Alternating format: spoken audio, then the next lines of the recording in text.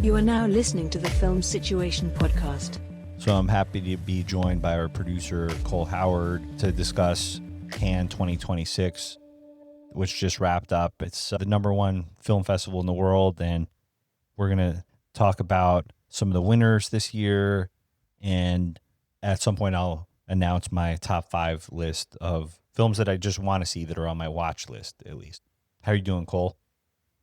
Man, I'm chilling. I'm excited to be back on. It's been a minute, but yeah, no, Cannes it's interesting with Cannes because it is, like you said, the #1 film festival in the world. And it seems like whenever Cannes happens, it's always a big deal.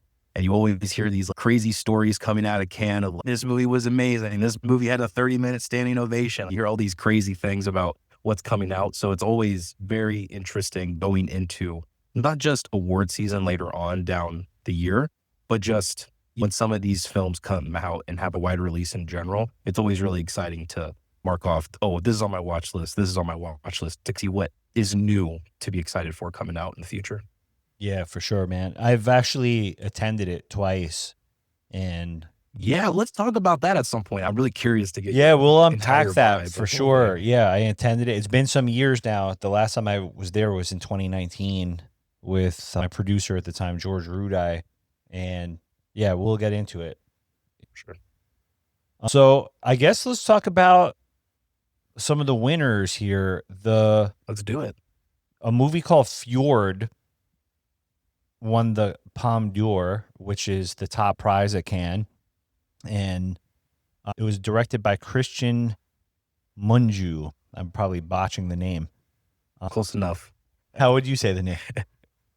Probably Mungiu. Probably how you said it. Yeah. Probably how you said it. Yeah. So the film stars Sebastian Stan and Renate.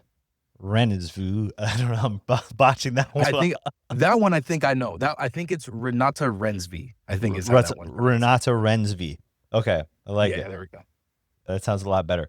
Which immediately, that's one that I think is going to be an Oscar contender from what is being said. For sure. And it's about a family that, wait, I have to look this up actually.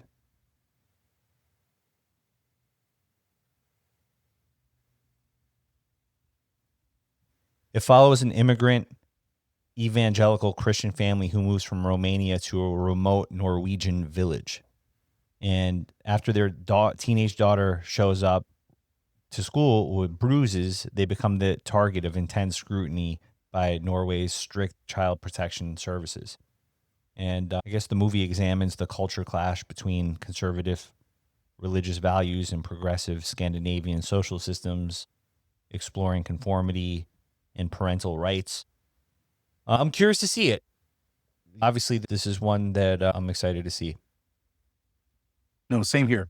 Same here. I think anything that wins the Palme d'Or in general, I'm always going to be interested, at least, in watching. But this one, just in terms of what it's about, it already grabs my attention. And Sebastian Stan and Renate Reinsve have been on an insane run of films recently, especially Renate Reinsve. It seems like every movie that she's made over the past 5 years has been like a Cannes and a near Palme d'Or winner or has won the Palme d'Or. I think I don't want to make any assumptions about previous films that she did, but I also believe that Sentimental Value was a huge film coming out of last year's Palme d'Or or Cannes. It didn't win the Palme, but she's just been on a crazy tear. So the cast alone for me is enough to be really excited about it. And a tight family drama like this that's dealing with these social issues is always going to have me intrigued. And it's just a matter of if they execute it. Renate Reinsve is also in the movie Back Rooms that just came out, directed by Kane Parsons. And that movie is doing crazy numbers right now. I don't know if you saw what it has box office wise, but it's insane. It is insane. Also, Obsession is doing crazy numbers too. I don't want to get off track, but have you seen Obsession? Have you seen No, it yet? Did you see it? I read the script, but I haven't seen the film yet. Bro. Yeah? It's probably my favorite movie I've seen all year. Really? Wow. Yeah. And I haven't seen too many new movies, if I'm going to be honest, but it genuinely, I love horror movies, but horror movies don't really freak me out. I was actually freaked out by the end of Really? it. Okay. It actually bothered me. It got under my skin. Yeah. I got to see it. Because it's one of those things where So I read the screenplay with the plans Mhm. of seeing the film later that day, Yeah. but my plans got botched because of car trouble, and I had to have my That's car right. at the shop. We talked Yeah. about the car This issues. is a Oh, total that sucks, digression, dude. I'm but sorry. yeah. So no, I definitely want to see it. Gotta watch It's one it. of those Gotta things, watch it. man, where the script was good, but Yeah. I think with a lot of scripts that are written by writer directors, it's hard to see Yeah. the full vision in the script. I don't know if somebody just put that script on my desk, if I'd be like, oh my God, I can't wait to see this movie. It was good. It was I yes. enjoyed reading it. It had its moments where I'm like, oh, okay. But there's no way. But then again, that's like saying, okay, here, read a menu and understand what the meal is like at this amazing restaurant. It's true. It's true. And that director, and again, this is total digression, so we will get back on Can, but that director is a YouTuber who's made short horror films in the past. So he at least had proof of concept to where it's like, here's a script, and then whoever is able to read it kind of knows what his vision is like in the first place. So he definitely had that edge up. But the film is...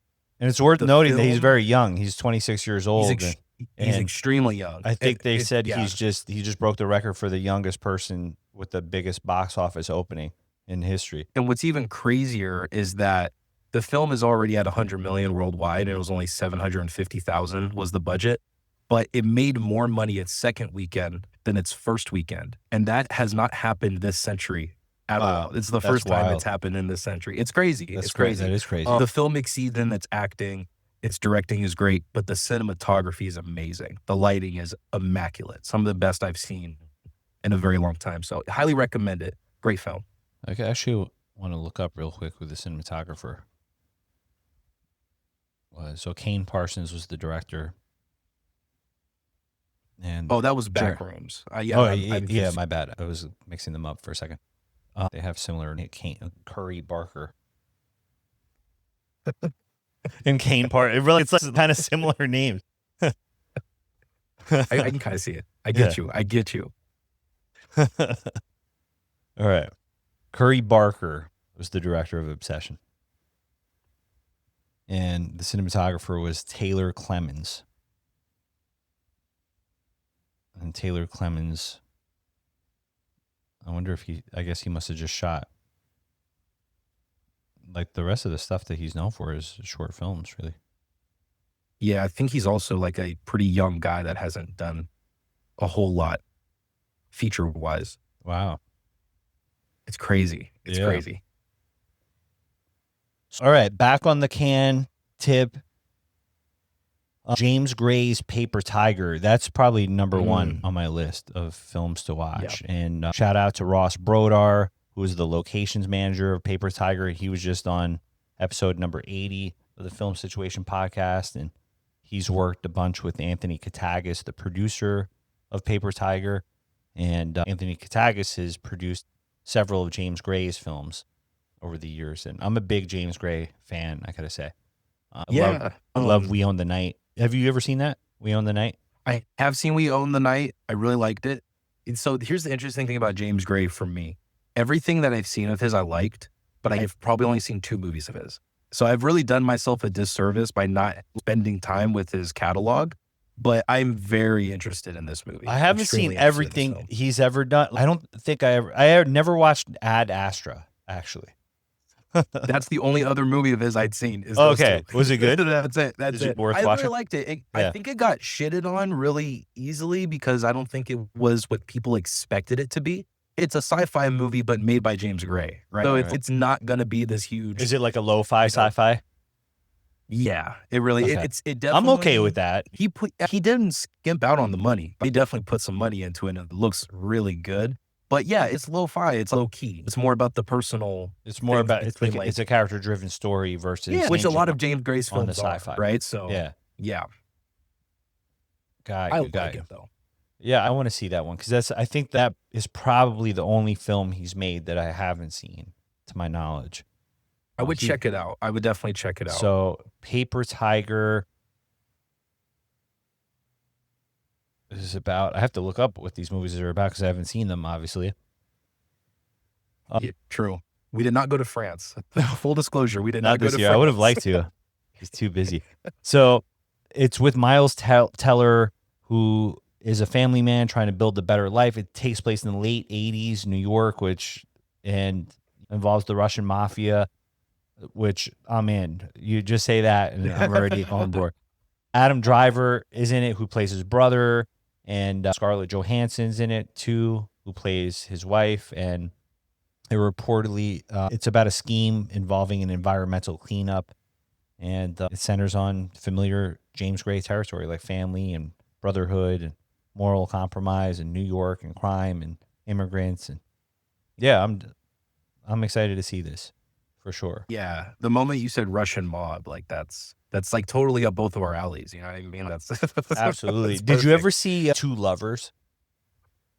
No, I haven't. That's on one of my watch favorite list, though. films of all time, dude.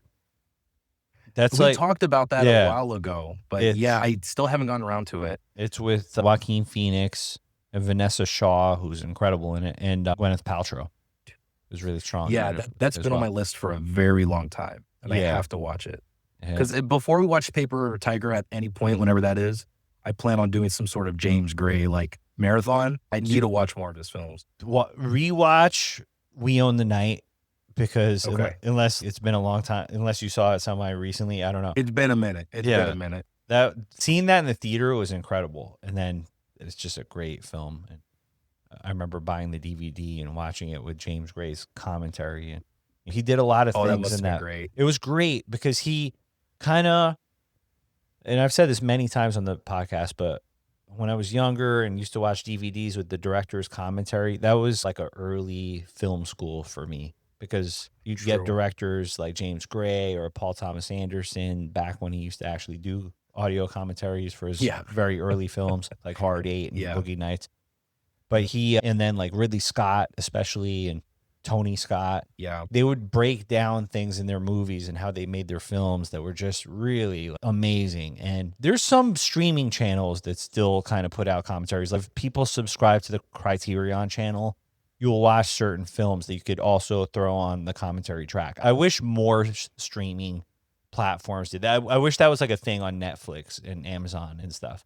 Yeah, I agree. I used to love listening to some commentary tracks. The film that I had watched the most with the commentary behind it was Terminator 2 Judgment Day, easily. That's I a watched great the one. commentary track for that film way too many times. I don't think I've ever but seen that I movie with the agree. commentary track, so I gotta find the commentary track for that movie. It's probably not going to be super useful, because that's one of those films where it's so famous that everyone kind of knows every secret about that movie anyway at this point, just from watching YouTube clips and other interviews. But I learned so much from watching that in terms of the special effects, that stunt driver that actually cracked his head open when he got thrown out of the semi truck, like all these different things.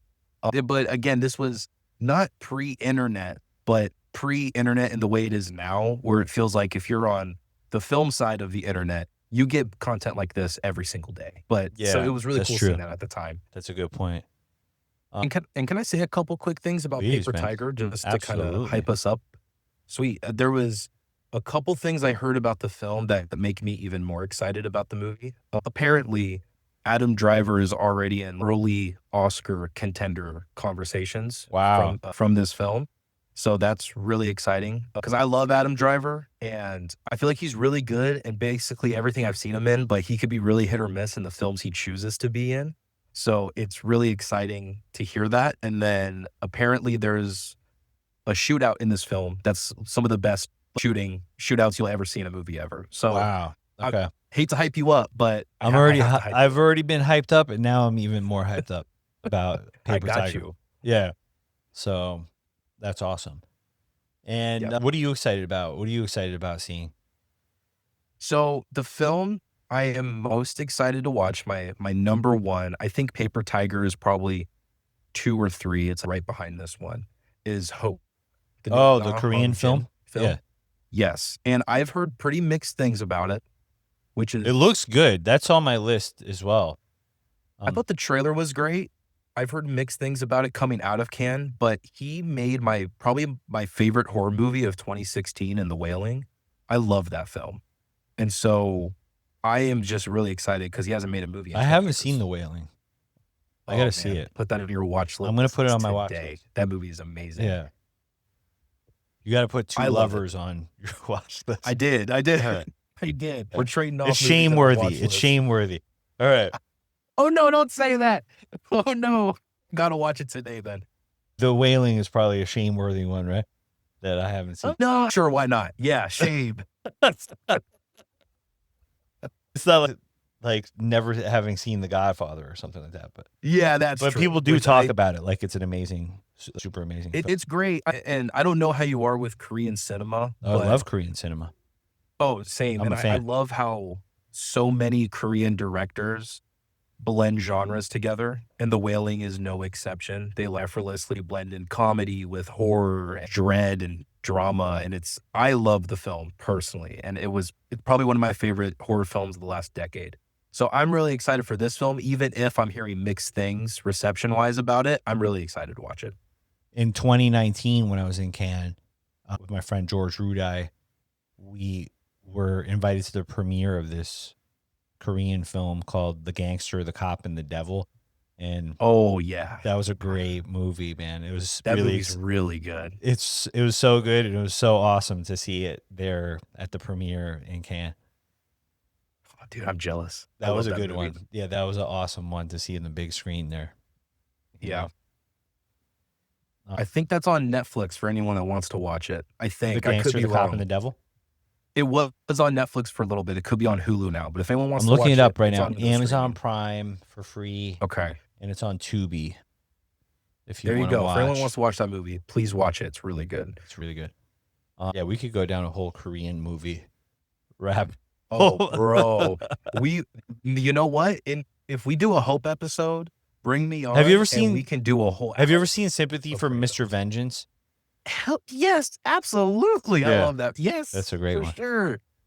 I don't know if I've told you this, but Bong Joon-ho is my favorite director. I know that's not a Bong Joon-ho film, Yeah, but Bong is my all-time favorite director. And so when I started watching his catalog, I'm like, man, I got to watch all the other greats. So then I started watching more Hong-jin films. I started watching Park Chan-wook, of course, Sympathy for Yeah. the Devil and Old Boy and everything. But Korean cinema is one of my favorite, like, I love the fight Korea is one of scenes. my favorite places. They have such Oh, specific fight scenes that are just so, They do. yeah. It's so good. I remember It's so seeing a good. short film, again, I was there in 2019 with George Rudai. And I remember we were watching this short Korean film where there was like this little accident that happened at a factory, and it's this wide shot and something falls from the ceiling and it hits this woman on the head. And just the way that everybody looks at the main character, I'm like, that's the most Korean shot in the world. And he was cracking up. It is. And I love it. It's only a compliment. I love Koreans because what you're explaining, I could imagine it perfectly in my head because that's so specific to Korean cinema. Just it's the vibe, the feeling of a scene like that. I totally understand what you're describing. That's so funny. And have It's so we ever talked about Memories of Murder on this podcast? We have not, but that's one of my all-time favorite films. Yeah, that's my friend Alex Gray, who is a cinematographer and shot a lot of my movies. That's his favorite film of all time. That's amazing. That's Yeah. amazing. Yeah, I think if you were to ever look at my letterbox, I think it's still in my top 4. In my Oh, nice. Letterboxd. Oh, Yeah. nice. Love that movie. What are the other 3 on your letterbox? I think my other 3, one of them's for sure City of God. That's a another great one. Uh, I've seen and that one then- many times. That was the movie that got Yeah. me into watching foreign films. You know what's crazy? Me too. Yeah. That's the first movie that I saw that I was like, oh, this is amazing. I need to watch more movies like this. Yeah. So credit also The Godfather Part 2 for getting me into foreign films as well, because there's That's fair. there's portions of the film that are just straight up that take place in Sicily. Which are beautiful, by the way. I guess for like The Godfather Part 1, he goes to Sicily. And then even in Part 2, like when he comes to New York and it's showing Vito Corleone as a young boy in Sicily and then him come to New York, there's many scenes where it's just like subtitles. And then, but because I wasn't people are getting more open-minded nowadays, which I think is a really great thing. But you have to understand, so number one, still to this day, I'm sure you have friends that are like, would just not watch subtitle films. Like, They don't. like Yep. even, yeah, like all of us know people like that. There's a lot of people like that. But it used to be more, I feel like that was more the norm back in the day than now. Now people are a little bit more like, oh yeah, I'll watch. I would watch. Like I feel like people are a little bit more open minded with foreign films. I agree. Than they are back. And I hate giving Netflix too much credit, but I think they definitely have a part in that, because it seems like with just streaming in general, a lot of people have access to shows that they would have never had access to otherwise. Yeah. And they're able to check it out. Like Squid Games being a huge hit is a great representation of what you're talking about. Like people they're more okay now and more open with these Squid types of Games things, was dubbed, which though, I think is great. Wasn't Squid Games dubbed, or am I imagining that? There is a dub version, but you could, it for sure. The subtitle version was the more popular version? Yeah, for sure. For sure. Absolutely. That's good to know. Yeah, so Cannes 2026. What else are you excited about seeing here? The other film that I'm really curious about, aside from FJORD, of course, A Paper Tiger, and Hope, was All of a Sudden. That's another one. That's on my list. Very curious about. A Japanese film Yeah. you're talking about? Yes. Yes. Okay, so By, tell us a little bit Hamaguchi. about that. Yeah, who directed that? And it was the same director as Drive My Car, right? Yes. Same director as Drive My Car. I always mess up his first name. Ryusuke Hamaguchi. I just go right for the last name because that's easier for me to pronounce. But I could read what it's about real quick. I have it open. It says, two scholars exchange letters about chance and risk. As the philosopher falls ill, their academic correspondence evolves into intimate discussions about mortality, and a deeper connection forms between them. From what I've also heard, it's a little bit more than just that. There's the fact that I feel like even that translation from Japanese is probably, certain things are lost in translation. Oh, 100%. I've heard, Because you could tell that's like direct from Japanese translation. a direct translation, 100%. And I'm sure I've there's heard more nuance in each of those original words that means 1,000 things. Sure. Yeah. For sure. Even with the stuff that I've heard, there's stuff with a French person that is in a home, and then that's probably what the connection is with the philosopher, and so on and so forth. But I'm just excited because of who it is, who's directing it. I really liked his other films from what I've seen. And I love long movies that can hold my attention, because there's nothing worse than a long movie that's boring and you want to leave immediately. You're like, I'm out. But apparently this is a 3.5-hour movie that, from everything that I've seen, holds your attention the entire time. And there's just something that, at least for me, hits different about a very long movie that can keep me in my seat the entire time. So I'm really excited to check it out. Yeah, same. I think when I was in Cannes the first year in 2014, I always tell the story of, I was friendly with a producer that invited us to their movie. And when we sat down, it was like a 3-hour plus Turkish film about a hotel owner. And I was like, oh no. And it turned out to be amazing. That's good. And That's good. It was called Winter Sleep. It actually won the Palme d'Or that year. And awesome. And I feel like I've heard that film. It was an amazing film. And I didn't know anything about it except that it was going to be a Turkish film, and it was 3 hours plus, and like almost 4 hours or something. And I was just bracing myself. I was like, oh man, this is going to be challenging, but I loved it. Just loved it. And you probably understand this also, because I had a whole conversation about this with my wife yesterday. Especially being a parent, I feel like everything is just like all about time. Yeah, 100%. I talk about this on the podcast a lot. Sometimes I select movies because of running time. If it's like an hour and a half, it's like a lean 90-minute movie, because that's the time where me and my wife actually get a chance to watch movies. Like, it's hard to throw on a 2.5-2-hour plus movie by that time. Dude, so hard. It's so hard to find the time. Just long movies, or even shows, to even commit to a TV show for me could be a lot also. I don't even like to commit to TV shows.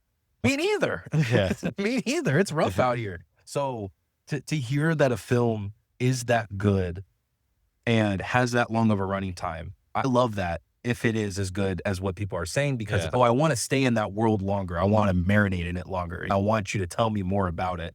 So I will always prefer a great long movie than a pretty good short film. That's of course. Yeah. And were you a fan of Killers of the Flower Moon? I love that. Yeah, it was so good. I fucking love that movie. It was amazing. It's so good. Marty's our guy, right? It's like Marty's our guy. He could do no that's wrong. Not to say, yeah, Straight up. he could do no wrong in my eyes. So that film, man, it was a rough watch in terms of what the film is showing and what it's doing. Of course, yeah. It's I know. to make Even you angry and DiCaprio's character is just like, what are you doing to your wife, I wanted dude? I wanted to strangle him so many times watching that. It's so good, though, at giving you that emotion. I remember coming out of the film, and I told my brother, because I watched it with my younger brother, I was like, dude, I love that movie, but I'm never going to watch it. I was so mad watching it. De Niro's character was just an absolute psychopath in the film. And it's based off a true story. That's what makes it. Yeah. It is based on a true story. Yeah. And that's what makes it, I think, all the more disturbing when you really break it down. It's like, wow, these were real people that really did this. That's disgusting. It's so horrible. It's awful. It's awful. But great film. Amazing film. So what else? What else, my friend? Let's see. I'll tell you. Look through my list. So the main winners were Fjord, Minotaur, La Bola Negra, Fatherland, Sodane, and Coward. And the big distributors were Neon, Mubi, Netflix, A24, and Sony Classics. I know A24 picked up a movie called Club Kid. That was that's a big one I'm hearing about also coming out of Cannes. It didn't win any of the big awards, but there's been a lot of good talk about that film. There's been a lot of good talk about that film, and they paid, I think, $17 million for the distribution. That's amazing. Huge. Yeah. And that's a first-time filmmaker, too, I do believe, if I'm not mistaken. That's a score for that production team right there. Absolutely. No, that's one of the things I love about not just Cannes, but a lot of film festivals. Jordan just hearing Firstman. These awesome stories. That's it. Yes. Yeah. Yes. I've heard great things about the film. Does he star in the film also? I have no idea. Or is he just directing? But regardless, that's what I love about film festivals, hearing these awesome stories about this small production just scored $20 million deal from this distributor. It's that's so cool. Like a dream come true. Yeah. I'm looking this up here. Does he star in it? Stars Colleen Camp, Jordan Firstman, Cara. Yeah, he is in it. Yeah. Awesome. Dang, so he's in the film. He directs the film. Did he write it also? He did. Yeah. I think he's the leading man. Wow, good for him. And it's getting all this buzz. That's awesome. Yeah. That's pretty cool. Shout out to Jordan Firstman. Shout out to Jordan Firstman. I haven't seen the movie, but shout out to him. So a lot of the standing ovations, that's a big thing. Yeah, let's talk about that. I haven't seen too many. I've heard a couple long-standing ovations, but I haven't seen a whole lot in terms of time. I know that somebody publishes the numbers, standing ovations. Yes. Yes, they do. I'm trying to find it right now. Cannes 2026. So Paper Tiger received a 10-minute standing ovation, which is incredible. Okay, James Gray. Yeah. 10 minutes of just people standing up and clapping. Garen's was a 12-minute standing ovation. Oh, wow. That's wild to just be standing up there and clapping and for just 12 solid minutes. You've seen the video of them doing that for Once Upon a Time in Hollywood and them showing them just awkwardly standing there just trying to smile at the camera? Yeah, I have seen that. Just awkwardly claps. It's so awkward. Yeah. So what do you do? Just stand there and soak it in? Yeah, I would gladly. Trust me, I would too, but I love that. It's so funny. It looks like all of a sudden got an 11-minute standing ovation. So that's awesome. Garen's. What is Garen's? Yeah, that one I haven't even heard about. I haven't even heard about, but it has a record standing ovation. Yeah, it's crazy. Not the record of all time, but at least amongst. It's so interesting with the standing ovations also because it really is a lot of it's for publicity and marketing. Oh, this is also called Another Day. Another Day. Okay, that actually sounds more familiar. Yeah.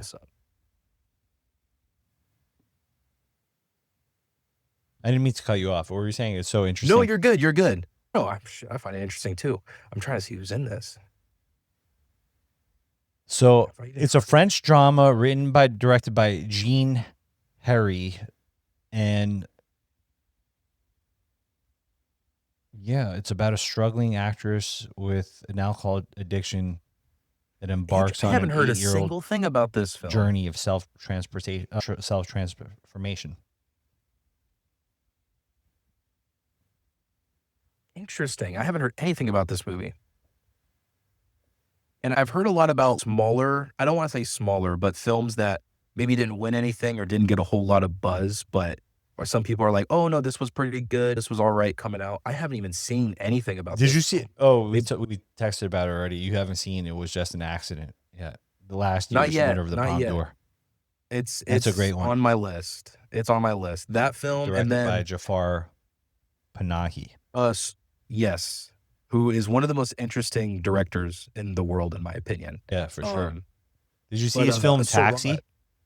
I have. Yeah, that was an interesting one. Yeah. What were you saying? Surat was incredible. No, yeah, Surat is a movie that I also haven't seen, but I know that was another big one coming out of Cannes as well. Like those are the two movies coming out of Cannes last year where I was like, I got to watch those two. Yeah, Surat was, I think Surat is now on Hulu or something. It is. They're both on Hulu now. Yeah, you got to see that one.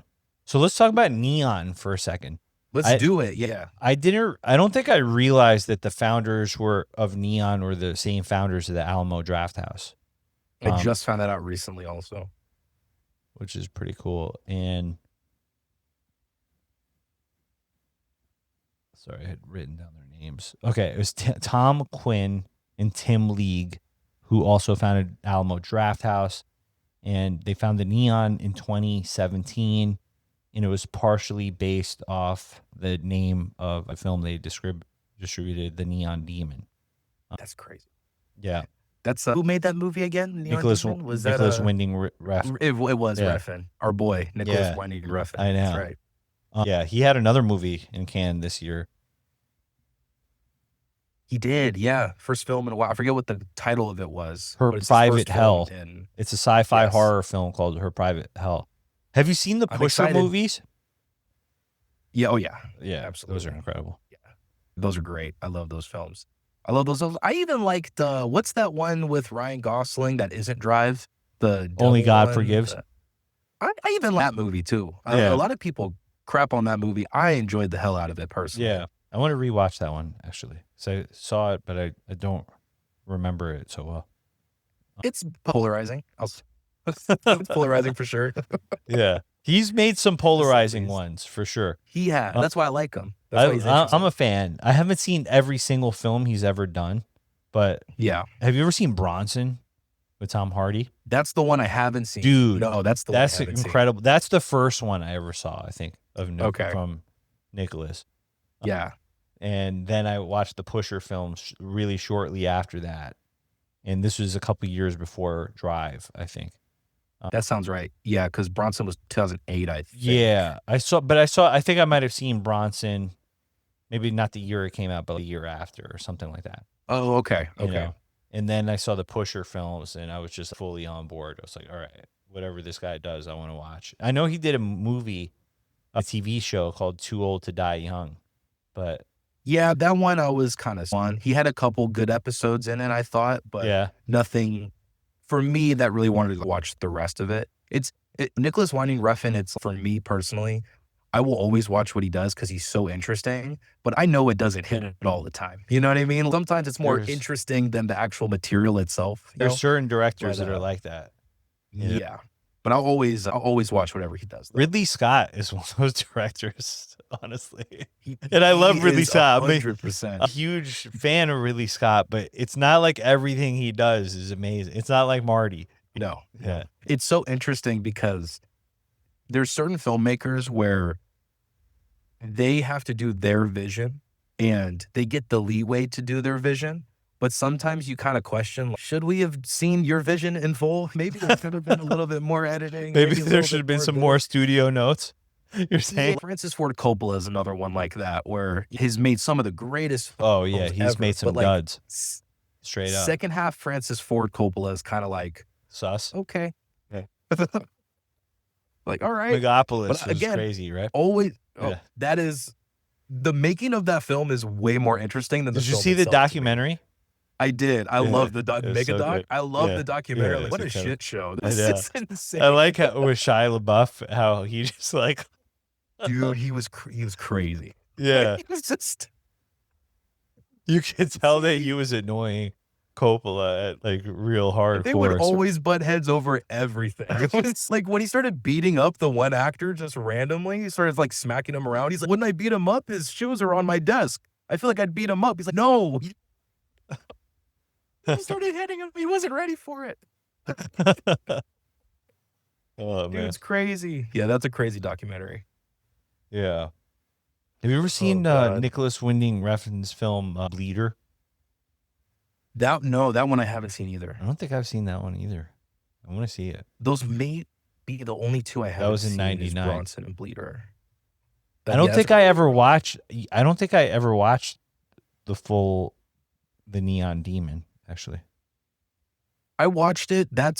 I think, was that After Drive? Was that his Yeah. first film After Drive? Yeah. Yeah, that one is okay. Again, that's to me Yeah. falls under the category of like, more interesting than the film is itself, like the ideas that it's trying to do. And it looks great. All of his movies I think look Only good. God Forgives was a couple years after Drive, and then this was maybe 3 And years then, after. okay. Yeah. Oh, wow. He hasn't made a film since then in 10 years. Yeah. So that was in 2016, and then he hasn't made a film. Wow. In 10 years. That's crazy. Interesting.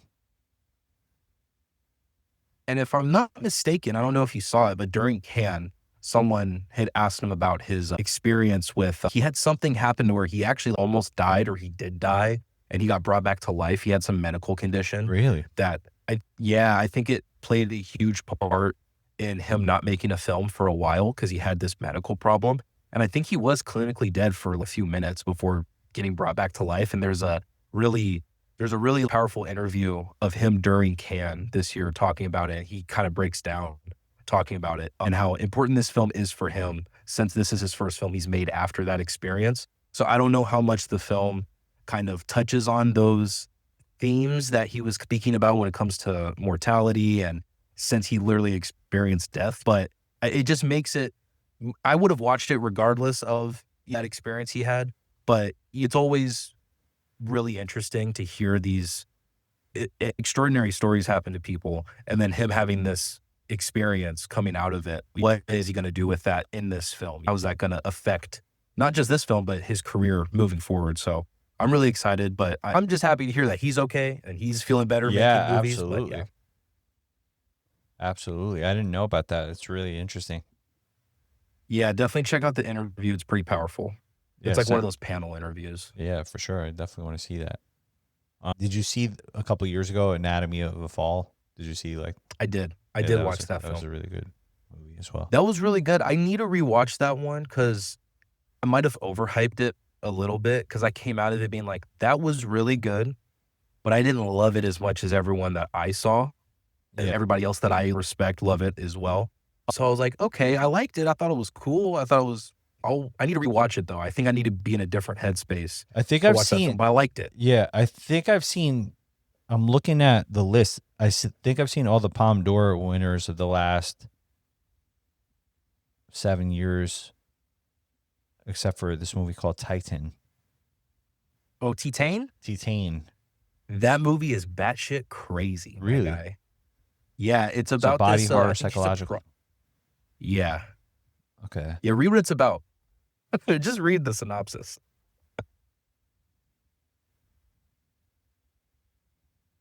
Okay. A little girl named Alexia annoys her father during a drive. Hold on. Let me look up this because that's like the full-on plot on Wikipedia. It says like the whole plot. yeah. Okay, it's a Just woman get the Google with a synopsis. with a titanium plate in her skull after becoming pregnant by a car. She goes on a murderous run and disguises herself as a firefighter's missing son to evade the police. That is a crazy.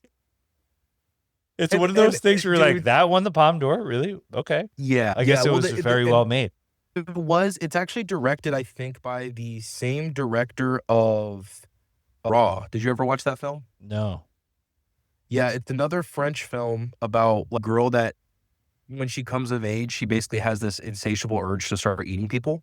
Whoa. So she becomes a cannibal. And T-Tain, the thing is, and this kind of gets into the politics of Cannes, there's been like a known thing with Cannes where it's like they prefer their French films as it is a French film festival. That's not to say they don't show love, but that's just something I've heard. So with T-Tain, that's not to say the movie's bad. I actually like the movie. That's something where it's like, if that exact film was made somewhere else, who's to say they would actually give it the grand prize? And that's just from what I've heard. Who's to say it would even be an official selection? Exactly. That's a conversation that people have definitely had. I think it's one of those things where, yeah, I must have seen the synopsis before. Yeah. And it wasn't one that I'm like, oh man, I got to see that. But I'll check it out. I'll give it a chance. Of course. It's crazy, bro. It's crazy. I'm a big believer that things could transcend what they're about. I think a lot of movies sound freaking crazy if you just heard what it's about and didn't know, like the film. I was watching My Cousin Vinny the other night, and that's a amazing film. One of the best movies ever made, for sure.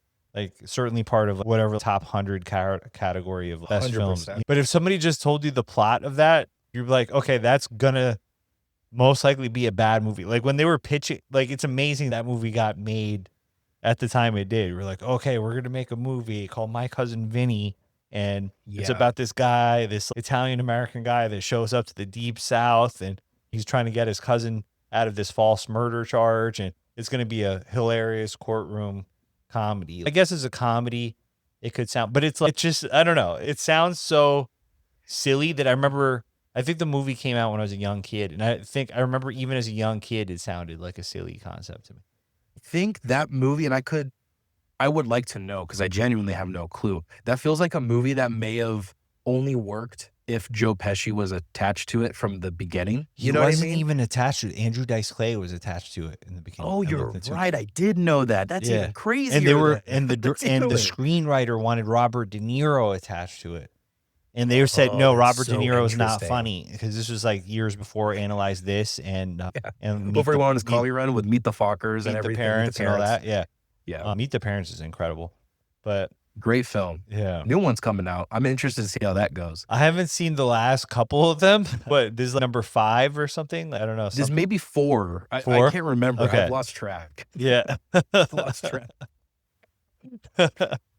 I've lost track, but I'm intrigued. I like Ben Stiller. I like Robert De Niro. They got Ariana Grande. She's a great actress. Yeah. So I'll check her out. I'll check it out. All right, cool. So back on the can, Trav, we talked about back on the can train. T10 or whatever. Dane. Yeah. Yeah, you're going through the last 7 Palme d'Or winners, and that was the one you said you didn't watch? Yeah. Okay. What was the last 10 winners? Out of curiosity. Last 10. Okay. So in this year's FJORD, last year it was just an accident. 2024 was a Nora. You've seen that, I'm sure. Amazing film. Yeah. Amazing film. 2023, Anatomy of a Fall. 2022, Triangle of Sadness, directed by Ruben Östlund. 2021 was Titan, directed by Julia Ducournau. I'm probably butchering her name. All good. 2020, not awarded due to the COVID-19 pandemic. 2019, Parasite, directed by Bong Joon-ho. 2018 was Shoplifters, which I definitely watched that. That was really good. Directed by was a Japanese director, Hirokazu Kuroida. 2017, which was The Square, which is directed by Ruben Östlund, which is a movie that I just could not get into for some reason. I really tried to give it a chance, and I just didn't connect with me. I like Ruben Östlund also. I like Ruben Östlund as well. I like Triangles of Sadness quite a bit, but it's kind of like Force Majeure is really good. I haven't seen that one, and I'll give it a chance. But he did a short film. Ruben Östlund. I used to host a short film night near Times Square. So just to round this off, 2016 was Daniel Blake, directed by Kent Loach, the British film director. Interesting. Which I haven't seen that one either. Cool. So I guess I've only haven't seen FJORD, obviously, because that just came out. It's not available yet. T10, and Daniel Blake. Those are the only ones that I haven't seen on the list. How to put those on the watch list, bruh. Yeah. How about you? Have you seen Parasite? Was 2019, and obviously that was a great one. Oh yeah, I think I've seen the majority of those. The three that you named aside from T-Tain, I also haven't seen. I think including maybe The Shoplifters was one I haven't watched yet, but that is on my watch list. And I think that's it. I think I've seen the other ones. Is it kind of shocking that The Square won the Cannes Film Festival? Yeah, a little bit. Yeah. I'm not trying to crap on the movie, but I didn't care for it like you. When it comes to me and I'm not a huge Ruben Östlund fan, but I like every film I've seen of his. That's the one for me though, where I'm with you. I couldn't get into it. He made I've seen worse movies. He made a short film about a bank robbery that I screened before he ever made a feature film. I screened this short film. It's called Incident by a Bank. And Incident by a Bank. I think I had emailed him at the time when I was screening this short film, because I used to host a short film night in 2010. That's awesome. Yeah, in 2011 in Times Square. And it was a really cool short film, like really clever, that it was like all in one shot. It shows a wide shot from across the street, like the whole thing that goes on. Oh, that's awesome. Yeah. That is so awesome. I gotta just remember how awesome it was. Yeah, I haven't seen any of his short films, but I want to say I've seen basically all of his features. And it's hilarious, and it was like meticulously reconstructs a real life 2006 amateur bank robbery attack in Stockholm, and like it was shot in a 12-minute unbroken camera take on a cast of 90 extras. And that's awesome. Yeah, it was just really cool, and I remember it being fun to screen that in Times Square. There was at the Producers Club when I used to host a short film night back in the day, in Hell's Kitchen, actually. I gotta check that out then, because I really like Ruben Östlund. It's just, like I said, I'm with you on The Square. That's just the one I just couldn't connect with out of everything I've seen of his. But just you describing that short film makes me want to get back on the Ruben Östlund train. I really enjoy a lot of his movies. I guess he directed other stuff before then. I didn't realize that. Okay, he directed The Guitar Mongoloid. Yeah. He directed feature films before that. I'm looking it up. The Guitar Mongoloid was a 12-year-old boy making basic punk songs, growing up. Yeah. And I don't even know if that's available to watch anywhere. This is a trip. Yeah, I'm looking at Incident by a Bank, just seeing the the poster for it. I'm like, ooh, this looks like something I'd be really into. Like you said, the one wide shot, and it's just 12 minutes unbroken. It was super cool. So I always respected him as a filmmaker from that. Gotcha. Yeah. And so I'm definitely not trying to throw shade at The Square, because it was something that I wanted to like. I was like, let me give this a chance. Yeah, I was like, let me give this a chance. I want to like this. I really like the short film. So then I watched that, and I was just like, okay, I don't know. Maybe something's going over my head here. And I feel like you're not alone in that sentiment. I feel like The Square is something that people still love that movie. And if you love it, that's awesome. I wish I loved it also. But I think that's something in retrospect, from what I've seen, it looks like people have been like, should this have won the Palme d'Or? Like you were saying, like and in retrospect over the last 9 years, I don't like getting into those conversations, because it's like, okay, I don't want to necessarily say this didn't deserve it and that did. Whatever, we can move on. But that's been a conversation that I've seen in movie circles from other people. I find it interesting. So Pulp Fiction won the Palme d'Or famously in 1994. Yeah. And apparently among some people that was controversial, but I think that would have been amazing being there. I would have loved to have been there when that was like having its premiere. 100%. 100%. Yeah. And it's so interesting because you're right. I think from what I remember seeing and reading, that was pretty controversial at the time, but then the movie came out for a wide audience. And then everyone was like, "Oh, this movie's the best movie of the year." This is like one of the best course, films of the yeah, of decade." course it should have won. Yeah. So Yeah. did you ever see the story? It was like a famous story that Robert Rodriguez talks about because he had journaled it, and he was a good friend of Quentin Tarantino, and obviously he made Desperado and from Dust. I guess I don't know if Desperado had already come out by then. I'm not sure, but El Mariachi certainly did, and they became friends because El Mariachi was on the festival circuit at the same time as Reservoir Dogs. So him and Quentin Tarantino became good friends from that point on, and then made From Dusk Till Dawn and that kind of thing. But Robert Rodriguez tells a story about how when Tarantino first screened Pulp Fiction before it came out for like a group of directors, it was like a big audience of directors. Most of them, it was like crickets. They really didn't respond to it that strongly, Wow, except for really? Catherine. He said, he was like, one of the only exceptions was Catherine Bigelow. And Catherine Bigelow was like, "This is an amazing movie, Quentin. Really like Wow, outstanding that's so job." weird. Yeah, she was one of the only ones that was like, "Hey, you did it." A lot of the other people were like, "What is this? What did we just watch?"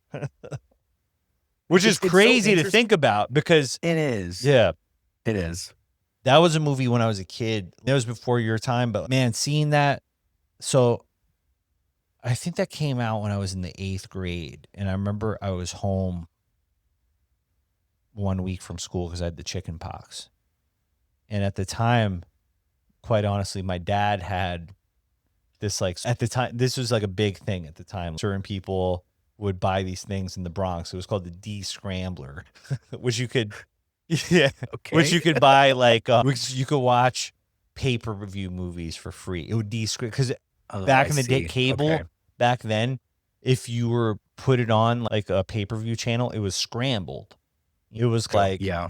it was all scrambled It up. wouldn't let you get through with the signal unless you paid for it, basically. And Yeah. so people would have, you'd go to people's houses that would have this thing like underneath the cable box that had just this little metal switch, and it was called a D-Scrambler. It's so good. Yeah. And so I remember watching that movie, like Pulp Fiction, over and over and again, like that week, because I was home with the chicken pox. So I just saw it several times. And I remember seeing everything else that was out that week. Like, I could tell you what was out that week. There was like a movie with Bruce Willis called The Color of Night. What other movies were same time as Pulp Fiction? Natural Born Killers. Of course. Yeah. That was out at the same time. So I remember seeing that over Which again. is a Tarantino script. Yeah. So that The Shawshank Redemption. Ooh, classic. Yeah. Forrest Gump. So it's like, Dude, 94 was such a good year for yeah, it was movies. It's crazy. So insane. I was Yeah, just it's like insane. watching like all these movies on repeat. Yeah. Just but like when I Pulp was in the Fiction- 8th grade. It was nuts. Pulp Fiction is also definitely for, I feel like for multiple generations, but like your generation and my generation, and to an extent, that is, if you love film, that movie kind of changes your life a little bit. You know what I Yes, mean? Like exactly. it opens your mind up to like what a movie can be, how to tell a story, to other things that may have inspired that film. It's just the perfect film to watch when you're younger, if you love movies, and it just makes you like, oh, this is a movie? You could do this in a movie? Oh, damn. Dude, you have to understand that movie changed movies forever. So Pulp It did. Fiction, I remember like, because videos were big back then. Like, you'd go with like your parents to the video store back in the day and like pick out a VHS movie, and you'd watch the previews on a movie. So I remember like there was some sort of teaser for Pulp Fiction on some other VHS movie like a long while before it came out. And I don't remember what other movie we were watching, but I just remember sitting down with my parents and the teaser for Pulp Fiction came out. And I just remember my mom looking at me like, that is not an appropriate movie. And me looking at what I just watched is like, oh, that was awesome. I need to watch I can't this. wait Yeah. until that comes out because that looks like the coolest thing I've ever seen. That's amazing. I love that. It's interesting because, so I was born in 99. So I was born a whole 5 years after the film came out. But that movie for me, like I was always hearing about it from my brother. I was always hearing about it from my dad. And it's one of those interesting films where my grandparents and my dad also, but I just remember it mostly at my grandparents' house. They both had it on VHS. Okay. Yeah. And I remember seeing that VHS case, and it's that like very famous picture of Uma Thurman laying down, smoking the cigarette. And that just always was like, what even is this movie? People talk about it, and I'm so young. I was like, I don't even know what the word Pulp Fiction even means. I don't know what that term means. I don't know what this is.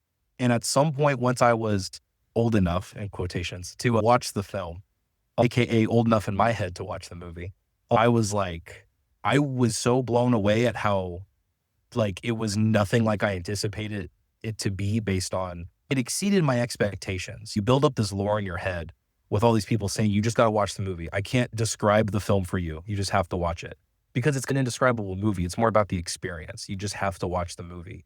And then I watched it. I was like, oh, I get it now. It's almost like I was finally a part of a club that I wasn't allowed to be in for such a long time. And I was like, oh shit, this is amazing. But yeah, Pulp Fiction's one of them ones, man. Yeah, it was definitely quoted in high school. Like as soon as it came out, like people were in the locker room, like quoting the movie. You know what I mean? Like it was like, I believe it. Yeah. Yeah, it's one of those things where there's like touchstone sort of cultural moments in history, and that was a big one. Pulp Fiction was a big one. 100%. It's funny thinking about, I feel like 50 Cent's Get Rich or Die Trying was like a big one too. As like when that album came out, that was like a cultural moment. Interestingly enough, I totally agree with you. Yeah. No, you're right. You're right. No, it was. Like I'm just trying to think of like random like, cultural moments, and like you could go 10 years before 50 Cent's album, like 12, 13 years, like Nirvana's Nevermind was like that. Like, of course. Like that, I remember that was, as a young kid, that being kind of game changing of like how, so yeah, Pulp Fiction kind of was to movies what like Nirvana's Nevermind was to music, and maybe more so, maybe that's an understatement, honestly, because it's probably more like the Ramones Leave Home, or like the Sex Pistols, like Nevermind the Bollocks, like before my time in the 70s, like from what people say, it was like the punk rock of kind of cinema. Because these things, like you said, they're not just cited as some of the best works of their time, but they're also one of the most copied. But I think if you would literally change the landscape where it's like everything after you, people just trying to do what you did on that album or on this film, you did something. Like 100%. So it's funny because they like culture, they say, is no longer monolithic in that sort of way. Like, it's fragmented now. Right. Dude, you'd be surprised how many people that I talk to that have never even heard of Marty Supreme. Not people in the film industry, but just, I'm talking about random friends and like people that watch movies and are into things. I'm like, oh, have you seen Marty Supreme? They're like, I've never even heard of that. What are you talking about? Isn't that odd? It's so interesting. And that would have never happened growing up. Like every movie, you would at least heard about it. If you hadn't seen it, you'd at least heard about it. Every major movie. It's done this weird thing where there's, on one hand, there is something really cool about the idea of being able to make something that you know there's going to be an audience for, regardless of what you make. But there is also something that feels is missing when there was a time and place when everyone kind of watched the same movie, and then you're able to reconcile or talk to somebody from watching that movie. And I feel like the last time this was really a thing was really the 90s. Films in the 90s, everyone watched Titanic when it came out. Everyone watched Pulp Fiction when it came out. And regardless of who it was, and regardless of what opinion you had about it, no one in 1994 said, oh, I've never even heard of Forrest Gump. That just didn't happen. Yeah, exactly. It just didn't happen. So it is interesting to see where the culture has become, because I do think it's great that people are able to, on their own merits, push things and and there's always an audience for something. But it does feel like there is a disconnect with the general public and the audience that wasn't there 30 plus years ago, even 25 years ago. So it's interesting. What's been the biggest cultural thing of the last 10 years? Sadly, and I say sadly, not because I dislike the movie, but because of what it's done to Hollywood, it's got to be Avengers Endgame. It's got to be crazy. Avengers Endgame. That's crazy. Yeah. That's so weird to say, isn't it? But it's probably true. Like, it was such a big deal because of what they built up. And I have so much, as a fan of superheroes, I love Marvel's Spider-Man, my favorite superhero. But I have a love-hate relationship with those Marvel films. Same. And I like Avengers Endgame. Is it better than Avengers, the regular Avengers that came out like in 2012? I personally prefer the first Avengers, personally. Yeah. I think Avengers Endgame is a great ending to what is the MCU and how it was then. Yeah. But yeah, that's got to be it. That movie, everyone talked about that movie when it came out. I didn't know anybody that didn't watch that movie, or at least didn't know about it. It was definitely talked about and known. But I feel like that's it. I can't think of anything else, honestly. Yeah, I'm having a hard time thinking about anything else too. To that scale, to that level. And I don't know if I would have, like, I guess like people talk about Taylor Swift in this pop culture sort of way. And that's something really specific. I almost got into a car accident with her. That's a long story. I was dropping something off at the Tribeca Film Festival in the year 2012. And then some car almost sideswipes the shit out of my car. And I was parking and I was like so annoyed because this black SUV was so close to my car and like, it almost grinded my car. So I get out to literally yell at the driver. There's paparazzi there. Somebody walks inside. They're taking photos. I was like, and then I was just so taken aback. I was like, who was that? They're like, oh, it was Taylor Swift. I was like, oh, okay. So I almost got into a car accident with Taylor Swift. That's crazy. Yeah. Zeph, you just pull out these random stories sometimes. I was like, where the fuck was this? And she was having lunch that I only know because I read up on it. I looked up later that she was having lunch with Harry Styles at the time because they were dating, supposedly. But like, then you start to realize how celebrity is this manufactured thing because how did all those mother effers know where to be, where they were having lunch, unless her publicist and his publicist called them to say, hey, this is where they're having lunch.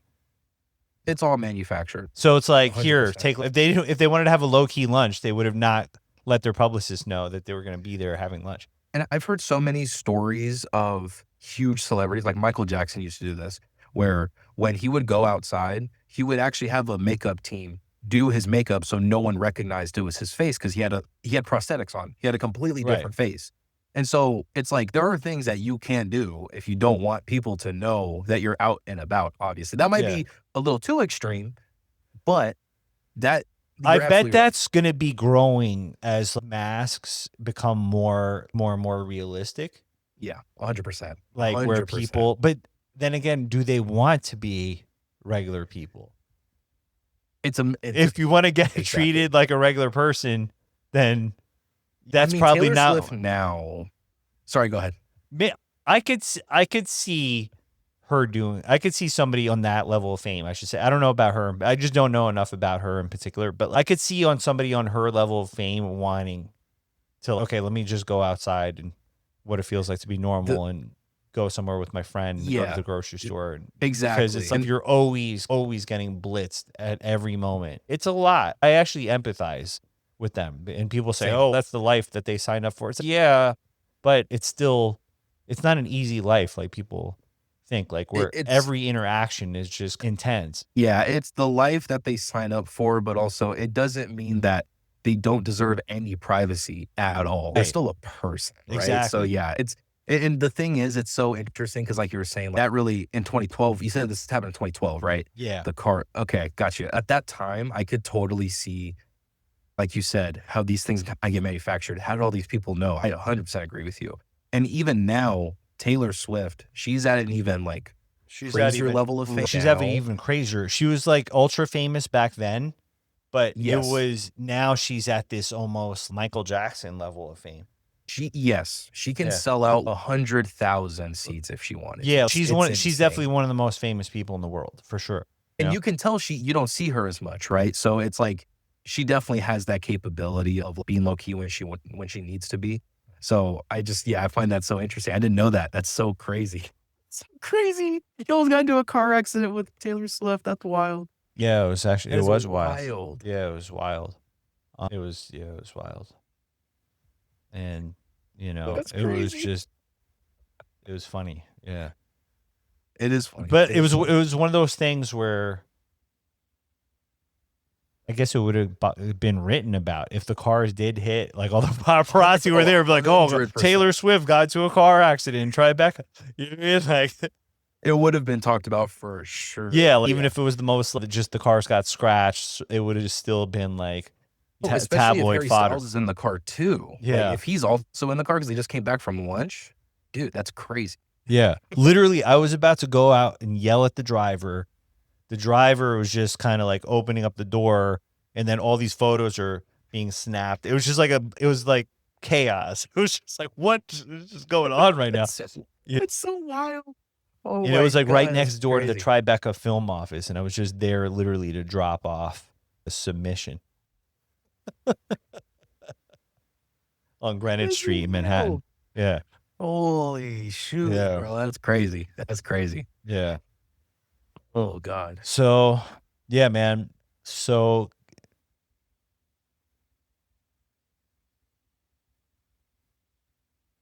what else was I going to say? Anything else about Cannes before we close out? I'm looking, and I'll honestly, say, like, oh, I no, think- go ahead. Go ahead. I'll say this is my top 5 list right now. Let's hear it. All right. Fjord, Paper Tiger, Her Private Hell, All of a Sudden, and what was the title of that Korean film? Hope. Hope. Yeah. I had another Awesome. one on, but I bumped it off for Hope. What was the other one? Minotaur. Minotaur, yes. Okay. Then let me get my 5. I'll add Minotaur in there just Okay. so we cover it. Hope is definitely on mine. All of a sudden is definitely on mine. Fjord, of course. And then I'll throw in Club Kid. I'm really interested in Club Kid because I've only known about the fact that it's a first-time director, writer. He's also in the film, and people have been raving about it. It's picked up by A24, but I don't know anything about the movie, so I'm really excited about Club Kid. Okay, I'm going to revise my list as well. It's Fjord, Oh, let's hear it. Paper Tiger, Minotaur, Hope, and Her Private Hell. Ooh, love it. Love it. Yeah. And I'm excited for all the ones that you said that I didn't say. Also, every film that has been said, I really want to watch. Even Fatherland, I'm interested Oh, in. I yeah. haven't heard- Fatherland was on my list. But it was just, yeah, if it's 5, so it's like then you're starting to split hairs. Exactly. Yeah. Exactly. And from what I've heard, I'm definitely going to be more excited by the ones that I said rather than Fatherland. No shade to Fatherland. I'm still going to watch No, that's going to be on my Yeah. list of just in general. 100%. All right, Cole. It has been real. Appreciate you being on the podcast as always. And Always. we're going to keep on keeping on over here. Yes, sir. Yes, sir. I appreciate you, Zeph. Thank you for I'm having me going to on. watch The Wailing. That's up there on my Do it. soon to watch films, and Two Lovers should be on yours. I don't want to Two hype it Lovers up is too on much. mine. I just think it's just, I'm a big Joaquin Phoenix guy, and Yeah.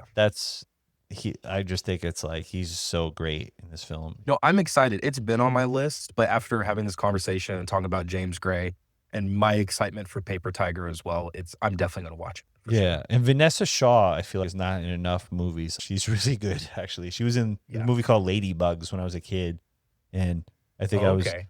like crushing on her when I was like 12 years old, and the movie came out, and we were, That's awesome. and then she was in Two Lovers, and I was like, oh wow, she's a great actor. She was in Eyes Wide Shut as well, and she was really good in that. Yeah, she's really good in Eyes Wide Shut. She's just really, everything I've seen her in, which isn't much, has always been good. She's one of those where I'm like, man, I wish I'd seen her in more. And that Yeah. might be a me thing where it's like, maybe I haven't looked for more of her films, but I just feel like she doesn't get utilized. There's too many actresses like that. There's a lot of And- actors like that in general. And Yeah, 100%. anyways, man, great talking to you, and enjoy the rest of your evening. You too, my man. Appreciate you. Thank you for listening to the Film Situation podcast with your host Zeph Kota.